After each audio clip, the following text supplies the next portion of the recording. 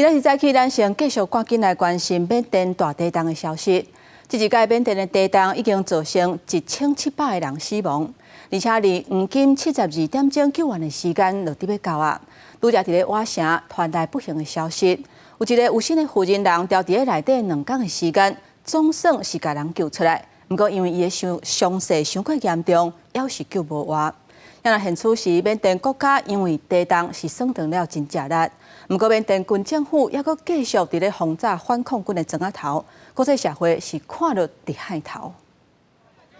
这位35岁有心的训练人被带超过55点钟久，救出来时阵已经无生命现象，心肺复苏术也救袂醒。无偌远的这个临时手术室，怎么也用袂着。医生讲伊肺痨伤济，将这骨头拢断去。缅甸强烈地震到达已经超过1700人死亡，黄金救援时间72点钟久就要到啊！地震了60点钟，有4人互人救出来。Hello。缅甸消防局讲，因是伫咧石阶市一间倒去的学校内面，互人救出来。不过，公司也发现真侪尸体。自离bay顶礼拜5中昼12点50左右，缅甸发生强烈地震，搜救人员拿搜救，一直又搁发生地震尾。37天第2大城瓦城西北部就发生规模5.1的地震。伫一间倒去的公寓大楼内面救出29个人。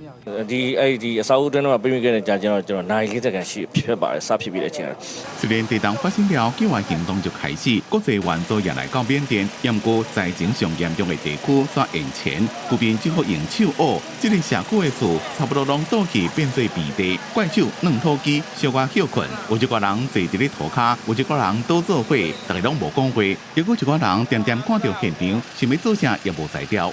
虽然这个国家已经受创真严重，不过同时阁传出震惊国际社会的消息。缅甸军政府继续轰炸反抗军的村庄，东寨区石阶市西北部的江乌受到空袭。联合国表示，这个时阵这种的攻击完全无道理，而且无法度接受。代表被摆脱文明政府的全国团结政府讲，自30开始，对灾区的军事攻击行动将会暂停2礼拜。不过防御行动是无包括在内。赶快因为地震受损的泰国。一栋抑搁伫咧起的大楼倒去了，搜救任务继续伫咧进行。受到万国的死亡人数已经到18个人，抑搁有76个人失踪。